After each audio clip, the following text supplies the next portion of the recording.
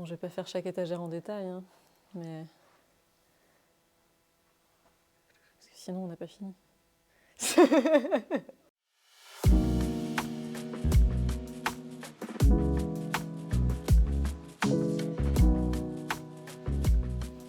Bon, et ben on commence par chez moi, les romans jeunesse.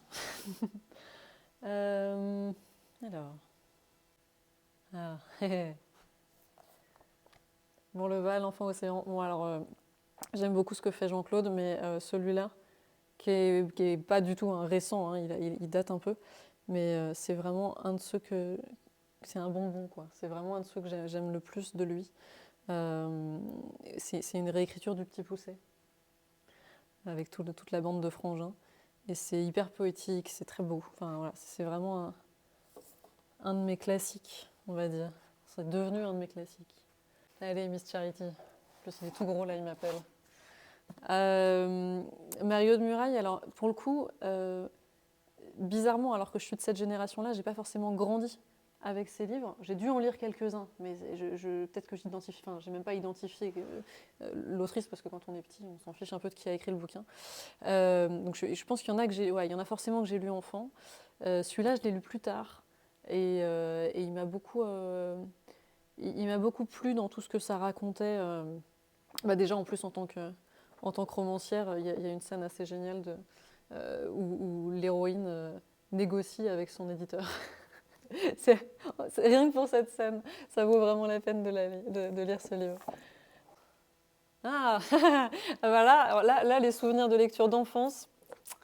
Flicka, Mario Hara. Alors ça, je faisais de l'équitation, je faisais partie de ces petites filles-là. Et autant dire que les livres qui parlaient de chevaux, j'en lisais plein. Et ceux-là en faisaient partie. Et puis tous les Black, Flamme, voilà, tous ceux qui sont de ma génération vont se souvenir de ça. Si vous aimiez les chevaux, vous les avez forcément lus. Celui-là, il m'attire doublement. Déjà parce que c'est Eric Lum, le livre des étoiles, et qu'Eric est un ami depuis très longtemps. Et puis parce qu'en plus, cette édition-là, qui est l'intégrale de la trilogie du livre des étoiles, a été illustrée par la même illustratrice que ma série des plieurs de temps, chez Rajo, qui est Noémie Chevalier. Donc forcément, le travail de Noémie, à chaque fois que je le croise, me haffe parce que ça me rappelle mes propres livres aussi. Évidemment, Les Trois Brigands. Alors là, c'est en quelle langue? Je ne sais pas. En allemand. Ça fait très longtemps que je ne l'ai pas refeuilleté, celui-là, tu vois.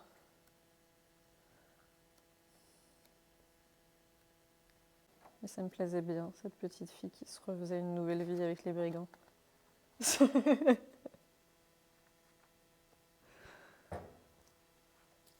Bon, alors ça, ouais, Claude Ponty, j'ai vraiment grandi avec aussi. Alors c'est marrant, j'ai l'impression qu'il n'y a pas les miens.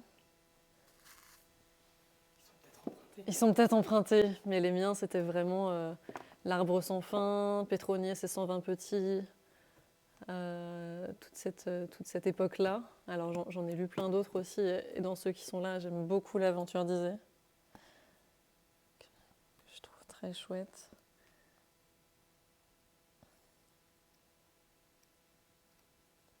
Mais ouais, ça a vraiment... Claude Ponty, ça a vraiment façonné mon imaginaire aussi, hein. Alors celui-là, c'est rigolo parce que L'Ours et la Louve, c'est marrant que vous l'ayez mis comme ça, il est écrit par une de mes meilleures amies avec qui j'ai travaillé. J'ai été régisseuse lumière dans le théâtre pendant 10 ans. Et on a fait des spectacles ensemble parce qu'elle écrit aussi pour le théâtre et elle met en scène pour le théâtre. Et donc on se connaît depuis très longtemps. Et puis là, c'est son premier livre qui est sorti. Et donc c'est toujours rigolo de le croiser.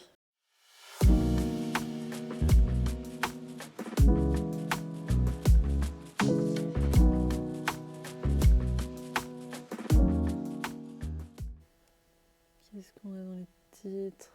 Ah ouais, celui-là, je l'ai pas mal écouté, par exemple. C'est une artiste qui a une énergie tellement particulière et tellement unique que des fois, quand j'écris, je me dis ok, c'est ça dont j'ai besoin pour ce projet-là. C'est vraiment cette énergie-là. Et puis des fois, je pars sur des choses mais qui n'ont rien à voir en termes de musique d'écriture. Vraiment, j'ai beaucoup aussi de choses qui sont de la musique instrumentale, du classique ou de la musique de film. beaucoup de folk, enfin bon, voilà, plein de choses super différentes. Alors le jazz, par contre, désolée pour ceux qui adorent, mais moi vraiment. Et j'ai fait énormément de musique, j'ai fait du conservatoire et tout, donc je me suis tapé du jazz en permanence, parce que les profs adorent évidemment. Et moi, ça me stresse en fait. Le jazz me stresse, voilà, c'est dit. Ça a été un motif de rupture. Moi, on me met du jazz au petit déjeuner, c'est pas possible. Et ben elles sont là. Alors, Anne Gassinel, ça me va très bien.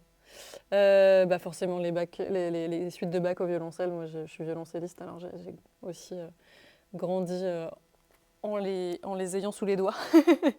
Et puis je les ai pas mal écoutées. Ça aussi, ça fait partie de mes musiques d'écriture régulières. Chouchou. Bon, un Souchon, clairement, j'ai grandi avec. Mes parents écoutaient beaucoup, donc j'ai beaucoup écouté enfant et j'ai jamais arrêté parce qu'en fait, ce qui est génial avec les chansons de Souchon, c'est que quand on prend 10 ans, on prend aussi un nouveau niveau de compréhension de chaque chanson. Donc en fait, on les redécouvre à chaque âge, je trouve. Ah bah. Ok, je suis obligée de parler de celui-là du coup. On est toujours sur de l'ado. Alors Frangine de Marion Brunet, c'est son premier. Et c'est le premier que j'ai lu d'elle, du coup. Et j'avais dit que je parlais pas des copains, mais je peux pas ne pas parler de Marion parce que j'adore son travail autant en jeunesse qu'en adulte. Et je trouve que c'est toujours qu'il y a toujours une énergie très particulière dans les romans de Marion. Très, ils sont très vivants, ils sont très révoltés, ils sont très. Il y a une vraie générosité, je trouve, dans son écriture. Ok, bon, je pourrais en prendre plein d'elle, mais Natacha Apana, donc là c'est Le ciel par-dessus le toit que j'aime beaucoup. Je trouve les personnages très forts, mais surtout c'est quelqu'un que j'ai rencontré assez récemment et que j'avais pas lu. Et bah, des fois on se rencontre en salon du livre la rencontre génère une envie de lecture. Et Natacha, ça a vraiment été ça, ça a été une très belle rencontre et, et avec une espèce de... C'est quelqu'un qui a une espèce de douceur et de... Alors, je ne sais pas si elle est calme, elle, mais en tout cas, elle provoque en l'autre une forme de calme, je trouve. Et du coup, ça m'a vraiment donné envie de la lire. Et depuis cette rencontre, il y a quelques mois, en fait, j'ai lu plusieurs de ses livres. Et le premier que j'ai lu d'elle, c'est celui-là, c'est Le ciel par-dessus le toit, qui est aussi... ouais, où j'ai retrouvé... Et ça m'a vraiment... Ce qui était particulier, c'est que ça m'a vraiment fait la même impression. C'est-à-dire que à chaque fois que j'ouvre un roman d'elle et que je la lis, j'ai la même sensation que quand elle est en face de moi. Ça, je trouve ça assez fort de générer ça, quoi.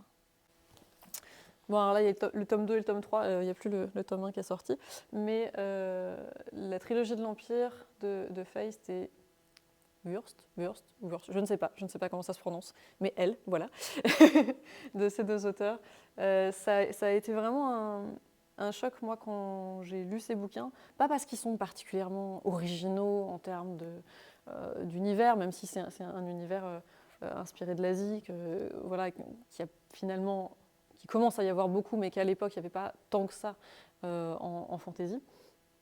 Mais surtout parce que l'héroïne, Mara, donc déjà, c'est une héroïne en fantasy, c'est en fantasy adulte, parce qu'autant en imaginaire jeunesse, il y a beaucoup d'héroïnes, autant en adulte, un peu moins. Et donc, c'est une héroïne qui n'est pas une guerrière. Et moi, quand j'ai lu ça, il y a vraiment un truc de « Ah ouais, ok, on peut faire ça, en fait.